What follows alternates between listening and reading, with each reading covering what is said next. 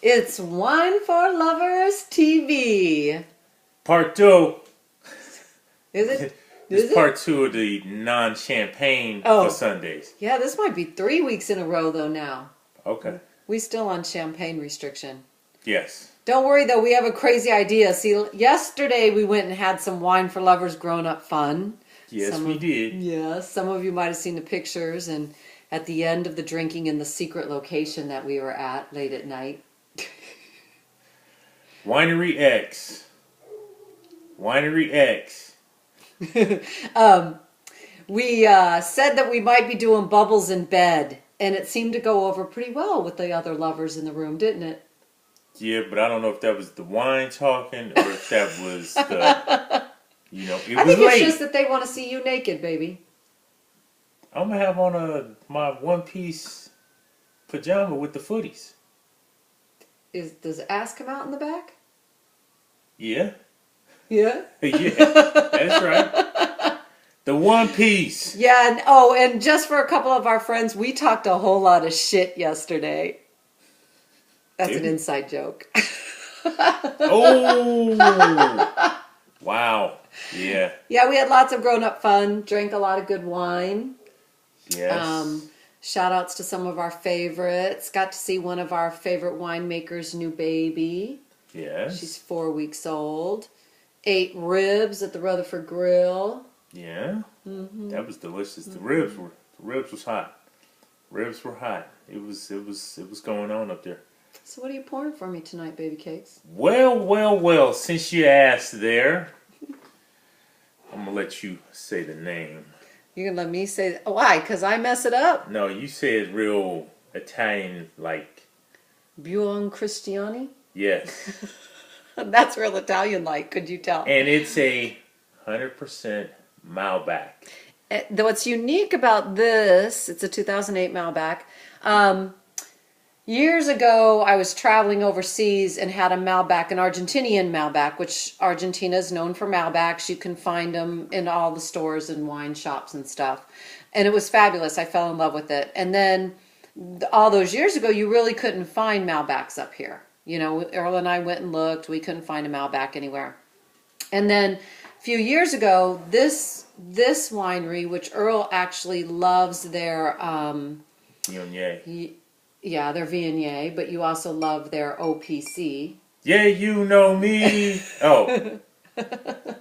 You down with OPC? Yes. We have a Magnum of that. Might have to have a Magnum Sunday again. And then they made this 100% Malbec, and the grapes are grown in Napa Valley, right? I believe so. And the grapes are grown in Napa Valley, and it's yummy. So Daddy decided he needed to give me some love today, and he opened one of my favorites. So you gonna pour it so we can taste it? Yes. So we've been working hard on the farm, the garden, the ranch. The unnamed. The unnamed. We are trying to name our garden. You know, we are year-round gardeners. Thank you, baby. We are year-round gardeners, and we're trying to name it. So if you have an idea for our garden, because we'd like to be able to check in when we go out on our troubles and stuff and give it an official name. We've been tempted to get on the tour for the urban gardens up here. So we'll see how this delightful little... What you get on the nose there, baby? Not a whole bunch at this point. We did just open it. So if you watched our video from last week where we talked about how wine's like a woman, you gotta give it a little Yeah, you can't love. just open the door and hop on and be like, yeah! It's not going to work. That doesn't work with most women. Mm-mm. Might work with a couple, but most women no. Might work with a couple wines too, but most women, wine, no.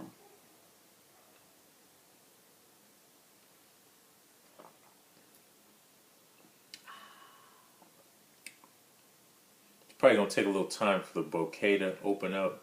For me, at least. I don't know what you're getting, but go ahead. I am getting stuff on the nose. I'm getting some dark fruit, but also a lot of, I want to say like tobacco, that kind of smell to it. It probably didn't help that I've been out cutting grass and stuff all day. So Hey. my nose may be a little shot or something. I had to chase our dog all over the town. You did, and you found her. Thank goodness. But the wine is delicious. Very balanced on the palate, easy to drink. Don't need to pair it with food. Can drink it before you're eating. Yeah, it's got a. And when I talk about fruit, it's not sweet. It has a nice roundness in the mouth, but then it's lively on the front of the palate as well as on the back. He sounds like he could be a writer for a wine blog or something. Okay, wait a minute. So you always say these things that I think some of our people that don't drink a lot of wine would know about. Mm-hmm. So when you say a wine is really balanced, what would somebody experience? You'd get a little. I don't want to call it. You'd get some a taste of fruit, and you think of it as sweet and savory. Mm-hmm. If you ate something that was both sweet and savory, but not super sweet or super savory, it was just right there in the middle. You got a little bit of both. That's what I'm talking about as far as balance. Yeah, that's a good way to describe it. Because actually, I'm kind of a cooking show freak, just kind of cooking show freak. Big time freak. And you'll often hear them say, you didn't balance it out with enough acid, or you didn't balance it out with enough salt, or the spices didn't come through, and that usually means that the dish was out of balance. Yes. So wine can be the same way in terms of what you get on the palate. Yes, but it's always specific to the person that's drinking it, because we may like it a certain way, someone else may like it with more acid on it. Mm-hmm. Some people. A lot of young people like sweet wines, so that's why you see a lot of people that drink nothing but Moscato. Somewhat, the Real Housewives of Atlanta, they drink a lot of Moscato. I think that stuff might be cough syrup or something, but the reality is it's specific to their palate. That's what they like. We find, though, that a lot of people that drink sweet wine, their way through to new wine is a very fruit-forward wine. Because they taste the fruit. It's not sweet. It doesn't have sugar in it like the Moscatos do, residual sugar, not like they pour sugar in there. But it has the fruit, the fruitiness comes off like sweet, if you will. And that's how a lot of people transition into other wines too. So a lot of times if you want to go out and try something and somebody asks and you're not sure and you're comfortable with sweet wine, you might say, I'd love a really fruit-forward white or a fruit-forward red. And that'll often, and it's definitely got the fruit on it, doesn't it? Is the nose opening up for you, babe? No, but like I said, I was out cutting all that grass and stuff. So we had great weather this week, so everything bloomed and grew, and now the rain's coming back. But we're trying to get ready for the spring garden too. So yes, but we had a great time. Yes, great time in Napa. Napa saw some of the family and the fam had some really great wines with Azure, Roy Estates.